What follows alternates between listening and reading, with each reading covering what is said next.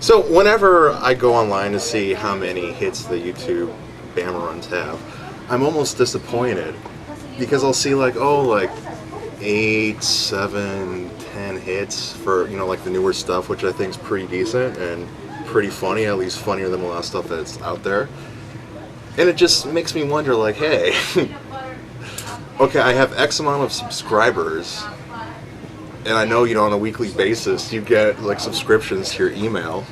Where are these people checking it out? I watch everybody's stuff. My subscribers, I see them, or the things that I subscribe to, I'll get emails alerting me to updated stuff. I'll check them out. If I'm on any social networking site and someone posts a song or anything like that, I check it out. All I ask is to check out the Bama runs. Object. Object to what? I subscribe to things, and whenever I get emails, I'm like, why did I get this email? And then I just close it, because I don't really... Well, then what's the point of subscribing then?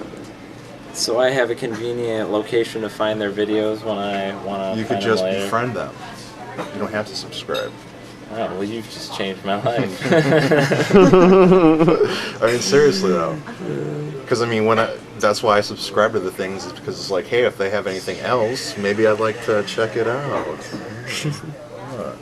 But it's just a lot of people play music, they post their stuff all the time. Hey, I listen to it.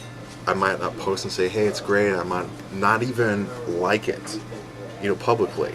That's okay, but I still check it out. Publicly? You mean you don't click the like? No, I never really. No, I think the like thing's pretty lame. I've started lame liking everything now. See, that's the problem. The stupidest things. I like to like. And then I look at my list of likes at the bottom of the page, and I laugh. I don't know. It's a weird thing. Like, do I want to put in I like Friday the 13th or something like that?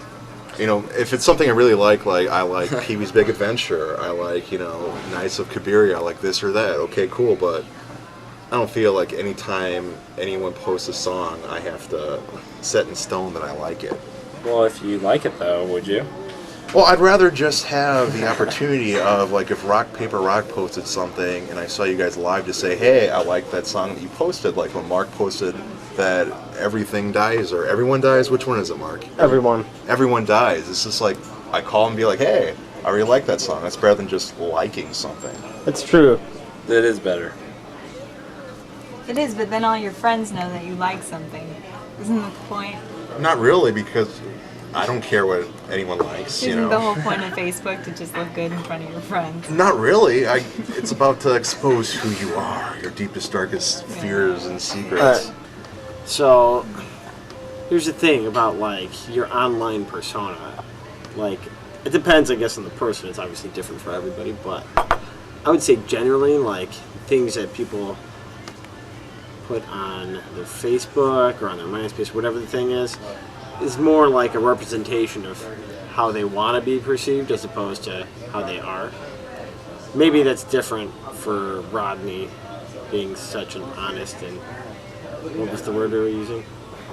And having so much integrity. I certainly try. But I think the average person that's on there is more like putting out like faking the funk. Image. Yeah. Faking the funk. Faking the funk, actually. I actually did a research paper on that in college. Wait, you did a research paper on faking the funk? No. Did a research paper on like your perceived self that you personify on MySpace, especially because back in the day when I was in college, MySpace was the hot thing.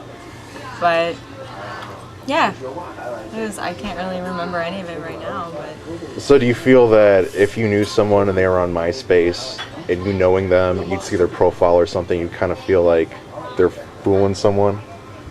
yeah, well, I think our controlled group was like females ages 17 to 25.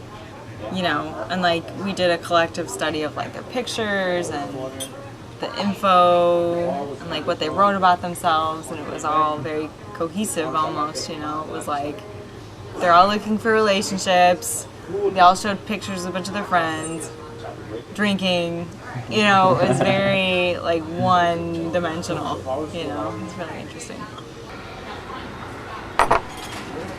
If you like something, are we still talking about like, or are we just all right? Talking about online but that's part of it. Yeah. That's part of it. But just the actions that you do on the internet, it could be taken two ways. It could be taken that it is you're trying to be something you're not, or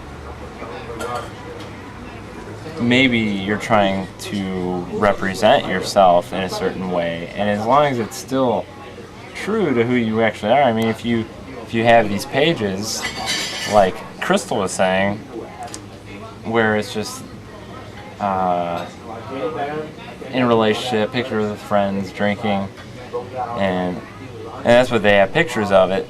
Maybe that's not to show off that they're party chicks as much as show off that's who they are.